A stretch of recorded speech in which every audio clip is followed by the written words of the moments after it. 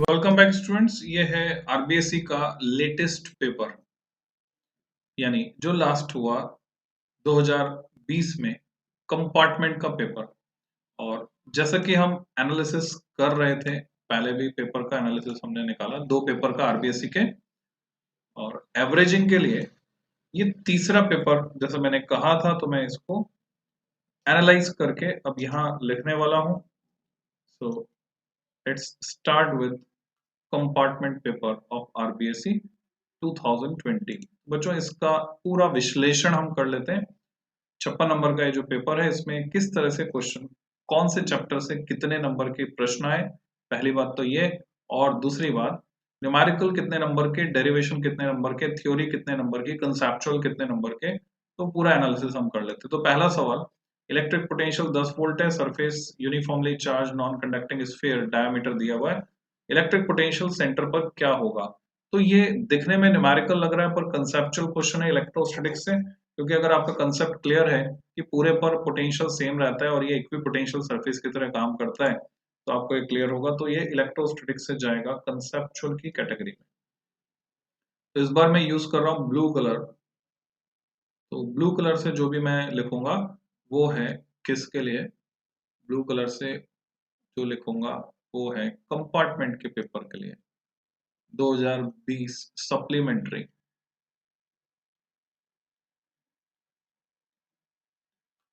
Next question पे चलते हैं बच्चों। धारा घनत्व को परिभाषित कीजिए, डेफिनेशन वाला क्वेश्चन है। ये होता है करंट फ्लोइंग पर यूनिट एरिया। तो करंट इलेक्ट्रिसिटी से एक नंबर का थ्योरेटिकल क्वेश्चन। नेक्स्ट है, चुंबकीय क्षेत्र उत्पन्न करने के लिए कोई दो स्रोतों के नाम लिखिए। तो ये थ्योरेटिकल क्वेश्चन है, मैग्नेटिक फील्ड हम कैसे डेवलप कर सकते हैं, कोई से दो तरीके, मैग्नेट की मदद से या फिर करंट कैरिंग कंडक्टर की मदद से। चौथा है, चुंबकत्व संबंधी गॉस का नियम लिखिए, right Gauss law for magnetism. तो मैग्नेटिज्म में जो गॉस लॉ है, ये फिर से थ्योरेटिकल क्वेश्चन है, तो एक नंबर मैग्नेटिज्म में मैं जोड़ देता हूँ। Gauss law in magnetism states that the net magnetic flux emerging from A close surface is always zero, क्योंकि मैग्नेटिक मोनोपोल, एकल चुंबकीय ध्रुव अस्तित्व नहीं रखते, monopole do not exist in nature. पांचवा प्रश्न है, प्रत्यावर्ती धारा परिपथ का शक्ति गुणांक 0.5 है, आपको पावर फैक्टर दिया हुआ है, इस परिपथ में वोल्टता धारा के मध्य कलांतर ज्ञात कीजिए।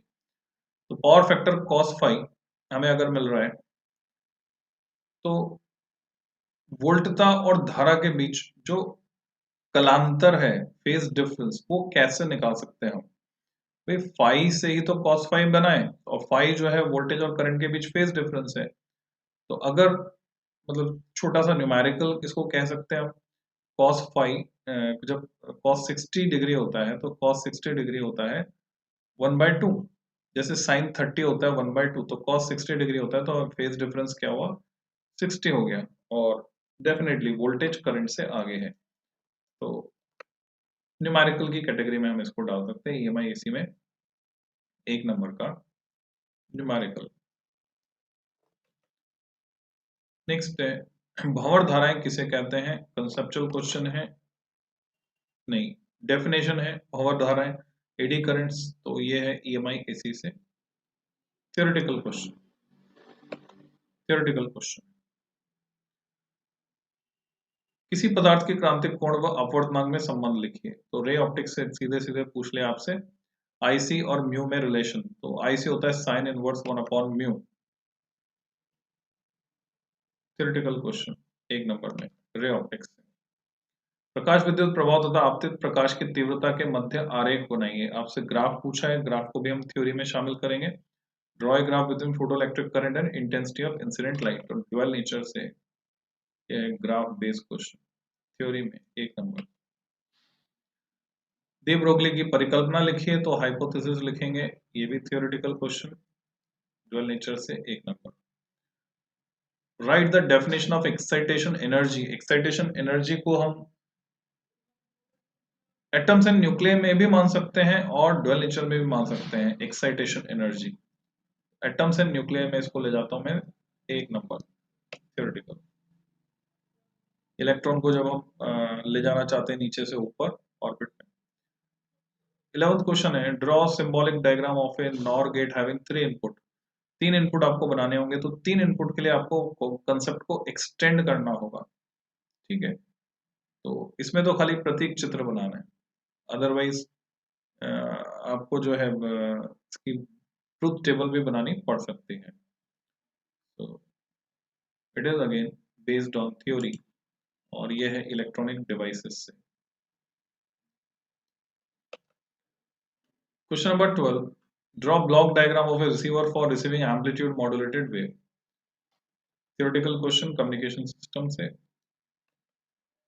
नैनो संरचना के प्रेक्षण में प्रयुक्त 2 उपकरणों के नाम लिखिए। आपको नहीं तैयार करना है इस साल के लिए, इसको छोड़ना है। थ्योरेटिकल क्वेश्चन कम्युनिकेशन सिस्टम से फिर से। 14th क्वेश्चन, समांतर प्लेट संधारित्र की प्लेटों का व्यास आपको दिया हुआ है, डायमीटर प्लेटों के मध्य दूरी डिस्टेंस दी हुई, तो धारिता निकालनी है। स्ट्रेट फॉरवर्ड एक छोटा सा न्यूमेरिकल है, इसमें सारे डेटा दिया हुआ है। C equal to epsilon 0 A by D से ये कैलकुलेट हो जाएगा। तो न्यूमेरिकल 2 मार्क्स में इलेक्ट्रोस्टैटिक्स। एक तार की लंबाई, अनुप्रस्थ काट, क्षेत्रफल, सिरों पर विभवांतर, इसमें प्रवाहित धारा। करंट इलेक्ट्रिसिटी से straight forward numerical, formula based, सीधे सीधे हो जाएगा। करंट इलेक्ट्रिसिटी से 2 नंबर का न्यूमेरिकल। 16th क्वेश्चन, विभव मापी वोल्ट मीटर की तुलना में श्रेष्ठ उपकरण है, क्यों? कंसेप्चुअल क्वेश्चन है बच्चों। मीटर सेतु की कोई 2 सीमाएं लिखो।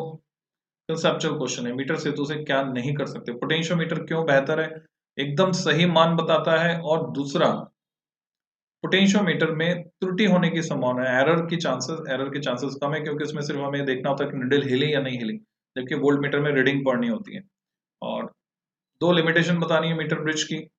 तो मीटर ब्रिज जो है स्मॉल रेजिस्टेंस मेजरमेंट के लिए, अल्प प्रतिरोध मापन के लिए उपयुक्त नहीं है, यानी स्मॉल रेजिस्टेंस से मेजर नहीं कर सकते। और इसकी सेंसिटिविटी कम हो जाती है अगर चारों प्रतिरोध समान कोटि के ना हो, तो चारों प्रतिरोध समान कोटि के होने चाहिए अगर इससे आपको नापना है। All 4 resistance should be of same order. तो ये कंसेप्चुअल क्वेश्चन है 2 नंबर में करंट इलेक्ट्रिसिटी से। नेक्स्ट है भूचुंबकत्व के कोई 2 अवयव लिखिए। तो 2 एलिमेंट्स अगर आप बताते हैं अर्थ मैग्नेटिज्म, तो एंगल ऑफ डिप और दिक्पात कोण, और दूसरा जो हो गया वो हो गया original component of earth magnetic field लिख सकते हैं, या फिर एंगल ऑफ डिक्लाइनेशन।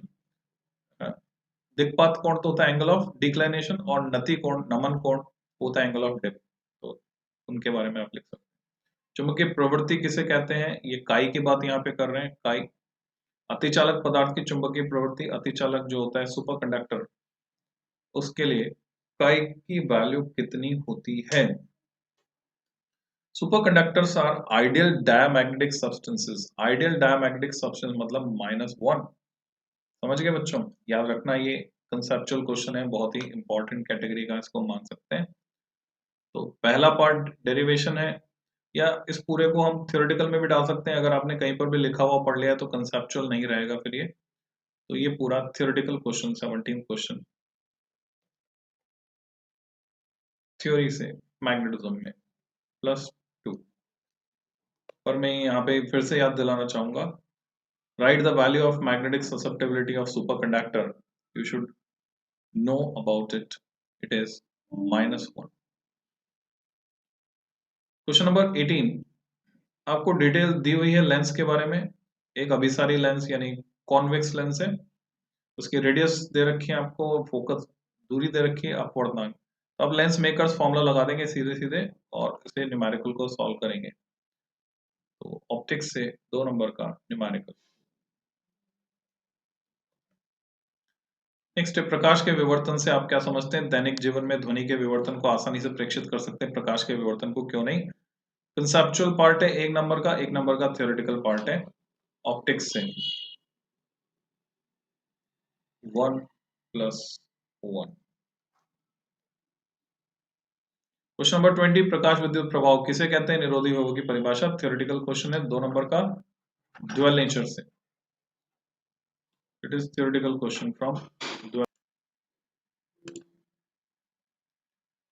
किसी प्रत्यावर्ती धारा परिपथ में धारा का शिखर मान 6 एम्पियर है। प्रत्यावर्ती धारा दिश धारा के मान ज्ञात कीजिए यदि परिपथ में प्रत्यावर्ती धारा मीटर जुड़ाव, दिश धारा मीटर जुड़ाव। एक नंबर का पार्ट कंसेप्चुअल है, एक नंबर का पार्ट न्यूमेरिकल है ईएमआई एसी से।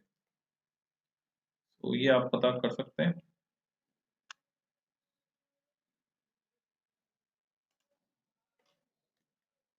एक नंबर का पार्ट न्यूमेरिकल, एक नंबर का पार्ट कंसेप्चुअल।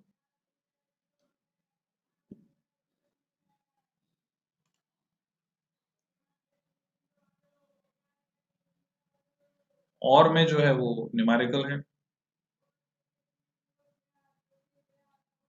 क्वेश्चन नंबर 22, नाभिक के विखंडन तथा नाभिक के संलयन किसे कहते हैं? थ्योरेटिकल क्वेश्चन, न्यूक्लियाई से, न्यूक्लियाई से theoretical question. 2 number.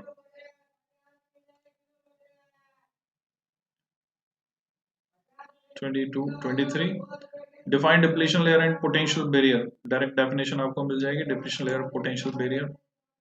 2 number theoretical question. विद्युत चुंबकीय तरंगों के 4 अभिलक्षण। Theoretical question. 2 नंबर। तो बोर्ड में थ्योरी ही ज्यादा पूछी जा रही है ऐसा दिख रहा है लास्ट यूनिट से, कम्युनिकेशन सिस्टम एंड ईएमडब्ल्यू। स्वप्रेरकत्व की परिभाषा लिखिए। Define self inductance, derive an expression of the self inductance of a plane circular coil.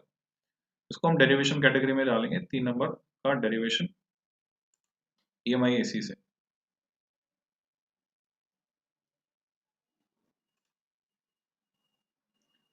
Hydrogen परमाणु की nवीं कक्षा में इलेक्ट्रॉन की कुल ऊर्जा का व्यंजक प्राप्त कीजिए। ऋणात्मक ऊर्जा से क्या अभिप्राय है? फिर से डेरिवेशन हो गया।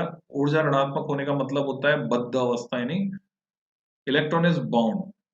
3 नंबर का डेरिवेशन एटम्स न्यूक्लियाई से। 3 मार्क्स डेरिवेशन।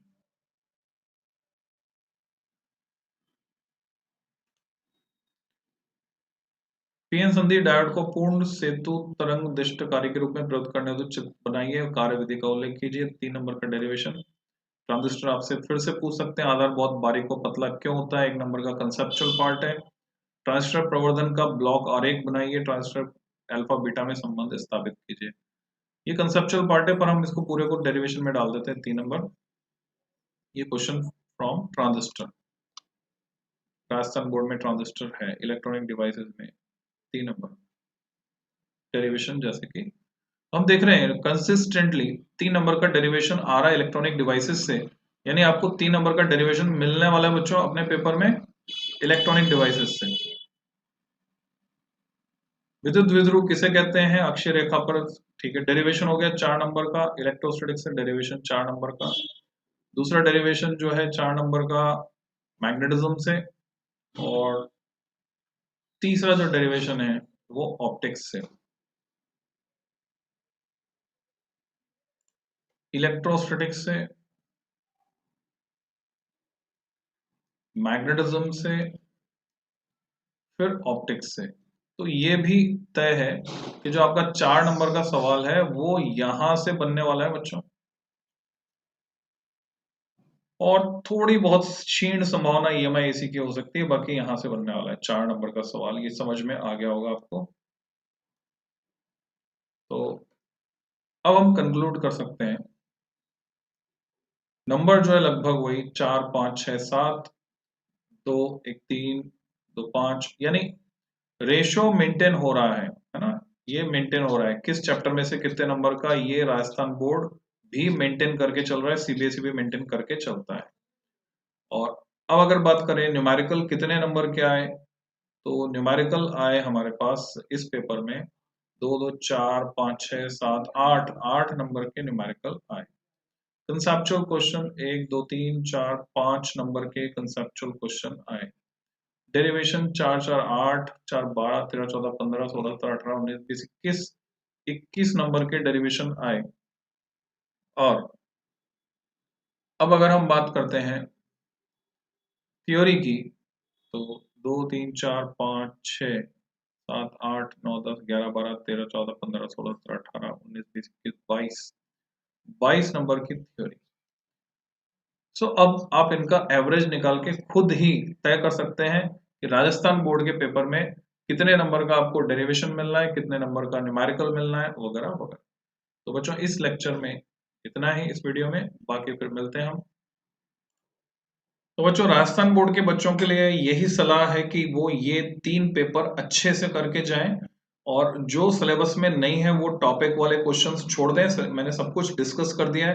राजस्थान बोर्ड की पूरी प्लेलिस्ट यहाँ पे अवेलेबल है, तो इस प्लेलिस्ट को अच्छे से तैयार करें और अपनी पुस्तक के हिसाब से प्रैक्टिस कर लें, तो उतना काफी होगा आपके पूरे में से पूरे नंबर लाने के लिए। तो आपको समझ में आ गया होगा कि राजस्थान बोर्ड में कितने नंबर के डेरिवेशन आते हैं, कितने नंबर के न्यूमेरिकल आते हैं, और थ्योरी डेफिनेशन, तो किस पर आपको ज्यादा जोर रखना है, कौन से चैप्टर में से बड़े क्वेश्चन बनेंगे, वो सारा एनालिसिस यहाँ पर है।